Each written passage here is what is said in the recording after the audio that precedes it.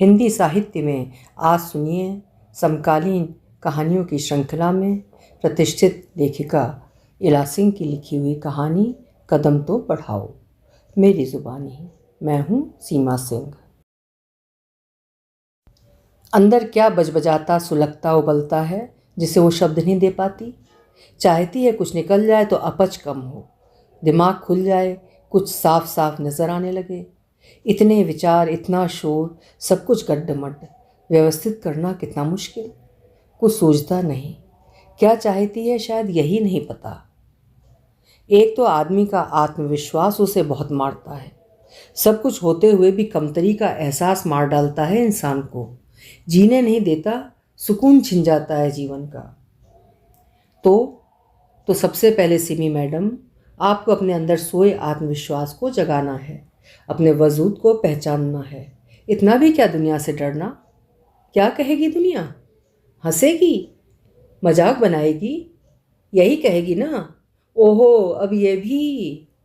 तो क्या हुआ, उड़ाने दो ना मजाक, कहने दो ना लोगों को जो कहना है। किसी के कहने से क्या फ़र्क पड़ जाना है। जब तुम कदम बढ़ा ही दोगी तो लोग धीरे धीरे मान भी जाएंगे। दुनिया का चलन है सिमी, लोग पहले हंसेंगे, मजाक बनाएंगे, फिर उपेक्षा करेंगे और आखिर धीरे धीरे तुम देखोगी सिमी, दुनिया तुम्हें मान रही है, तुम्हें तुम्हारी पहचान दे रही है। मगर शर्त यही है कि तुम्हें भी खुद को मानना होगा, अपनी बात पूर्ण आत्मविश्वास से रखनी होगी। तुम खुद पर भरोसा करोगी तो दुनिया भी तुम पर एक ना एक दिन भरोसा जरूर करेगी। यही दस्तूर है दुनिया का मैडम। और ना भी माने तो क्या, लोगों के मानने पर ही हमारी ज़िंदगी क्यों टिकी होती है सिमी? लोगों के माने बिना नहीं चला जा सकता क्या अपनी राह पर? देखा, कुछ हल्का हुआ ना? इतना सोच कर ही हल्का हल्का लग रहा है तो कम ना को अपने आप को।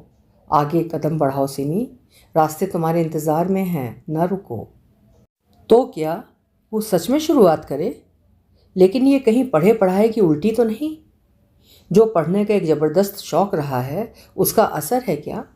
लेकिन बचपन से ही तो मन कुछ ना कुछ बुनता था और पत्रों पर वो बुनावट उतारना चाहकर भी ना उतार पाती थी। कुछ माँ पापा का डर, कभी बहन भाइयों से मजाक बनने का खतरा, कुछ छिटपुट लिखा भी, पर हमेशा बाद में वो सब बचकाना ही लगता रहा और हमेशा थोड़ा कुछ लिख कर विराम लग जाता और वो अधलिखे पन्ने लोहे के बक्से में कपड़ों के नीचे बिछे अखबार के नीचे पीले पड़ने के लिए दबा दिए जाते। किशोरावस्था में 2-4 कहानियाँ जैसा कुछ लिखा भी, पर अब तो उन्हें पढ़कर हंसी ही आती है। विवाह के बाद तो गृहस्थी के जाल में कुछ ऐसा फंसी कि उम्र कब उससे इतने आगे निकल गई कि वो जान ही ना पाई। बस पढ़ने का एक ऐसा रोग था जो कभी ठीक ना हो सका। घर गृहस्थी के 1000 बवालों के बीच भी वो कथा कहानियाँ पढ़ने का समय मैनेज कर ही लेती। यहाँ तक कि रातों में स्वेटर बुनते हुए भी उसने उपन्यास ख़त्म किए हैं। अगर उल्टा सीधा बुनना है तो स्वेटर की तरफ देखने की उसे कभी ज़रूरत नहीं पड़ी। हाँ, अगर कुछ पैटर्न डाला है तो सीधी सिलाई पर देखना पड़ता था और उल्टी सिलाई पर फिर आंखें किताब पर। लेकिन लिखना इतना आसान है क्या? कितना तड़पती है वो अपने अंदर चलती आंधी को समेटने के लिए। जब किसी कविता कहानी में वो अपने जज्बात बिखेर पाती है तो चीहूक उठती है। हाँ, वो भी तो यही कहना चाहती है, ऐसा ही कह सकती है। कभी कभी लगता है शायद और बेहतर। हाथ रोटी बेलते हैं और मन कहीं अलग ही उलझा होता है। उसके साथ हमेशा यही होता है। खाना पकाते, सफाई करते, कपड़े धोते, घर के अनगिनत कामों को निपटाते हुए अनवरत केवल उसके हाथ चलते हैं और उसका मन तो न जाने किस रचना को रच रहा होता है। लगातार मन के पन्नों पर न जाने कितनी कहानियाँ, कविताएं बुनती है, पर कागज़ों पर उतरने का इंतज़ार करती हुए कविता कहानियाँ कब उसकी याददाश्त से विदा हो जाती हैं उसे अपनी भागदौड़ में पता ही नहीं चलता। ये क्रिएटिविटी या सृजनात्मकता है या मन का बावरापन। मगर अक्सर मंदिर जाते, बाज़ार जाते, बस में, ट्रेन के सफ़र में, हर उस जगह जहाँ जीवन सांस ले रहा है, गुनगुना रहा है, खुशी में खिलखिला रहा है या दुख में मुरझा रहा है, ज़िंदगी के जद्दोजहद में अनवरत जूझ रहा है, उस पर तारी हो जाती है। राह में मिलने वाले लोग, पशु पक्षी, पेड़ पौधे, जीव निर्जीव सब मिलकर उसे ना जाने कितनी कहानियाँ सुना रहे होते हैं और राह में वो उन्हें बुनती चलती है। मगर घर की चार दीवारी में घुसते ही ये सारी कहानियाँ उसके मस्तिष्क की स्लेट से चौक से लिखी इबारत सी उसकी असावधानी से मिट जाती हैं। शायद मेहनत नहीं होती उससे। रचना संसार में घुसने पर जो वेदना झेलनी पड़ती है, किसी प्रसव वेदना से कम होती है क्या? अपने अंदर उतरना होता है। जीवन को केवल समझने से ही तो बात नहीं बनती, उसे प्रस्तुत करने के लिए भी मेहनत लगती है। कोरी कल्पना से काम नहीं चलेगा सिमी। कल्पनाओं में तो तुम न जाने कहाँ कहाँ पहुँच जाती हो, क्या क्या रच डालती हो, और यथार्थ के धरातल पर कभी मजाक बनने का डर, कभी समय का रोना, कभी मेहमानों की आमद, और कभी कभी क्या अक्सर उसका सबसे बड़ा दुश्मन उसका आलस। ठोस शुरुआत करनी है तो जुट जाओ सिमी, अपने डर से निकलो। कदम तो बढ़ाने ही पड़ेंगे, भले छोटे छोटे कदम। बच्चा बनना पड़ेगा तुम्हें शुरुआत करने के लिए, जिज्ञासु, उत्सुक, लगनशील, बेफिक्र, इस बात से बेखबर कि लोग क्या कहेंगे। जब बच्चा पहला कदम रखता है तो कैसे कदम डगमगाते हैं, डरते डरते लड़खड़ाते हुए एक एक पग रखता है, मगर धीरे धीरे कदमों में मजबूती आती जाती है और बच्चा चलने लगता है, दौड़ने लगता है, भागने लगता है। पैरों की मजबूती के लिए वो अपने डर से लड़ता है, गिरने के डर से, चोट लगने के डर से। सिमी के हाथ हल्के हल्के कांप रहे हैं। अपने हाथों में दबी फाइल को कभी बगल में दबाती है, कभी गोद में रखती है। हथेलियों में हल्का पसीना उतर आया है। हाथों को आपस में रगड़कर पसीना सुखाने की कोशिश करती है। एक बार तो मन हुआ उठकर चल दे यहाँ से, भाग जाए कहीं दूर, छिप जाए अपने बिस्तर के उस कोने में जहाँ उसे सबसे ज़्यादा सुकून मिलता है।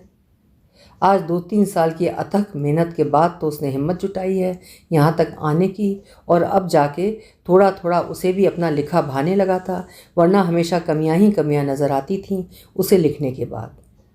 कदम पीछे मुड़ने लगे थे, मन फिर अपने ही सवालों जवाबों में फंस गया था।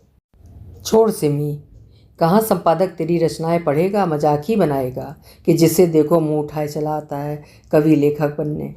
बस और कुछ काम नहीं तो कवि ही बन जाएं। उल्टी सीधी तुकबंदी को कविता समझने लगते हैं और अपने को कवि। और ये आजकल औरतों को क्या हुआ है भाई, जिसे देखो कवित्री बनती जा रही है। फेसबुक ने तो और बवाल कटवाया हुआ है, जिसे देखो अपना दिमागी कचरा वहाँ उड़ेल रहा है, और उस पर तुर्रा ये कि छपवाएंगे भी। समय नहीं कटता क्या मैडम? सीरियल वगैरह नहीं देखती क्या? अपने को हटकर दिखाने का शौक़ है? हाँ। अरे मैडम, ये इतना आसान नहीं, गहरी खाई है जिसमें गहरे उतरना पड़ता है।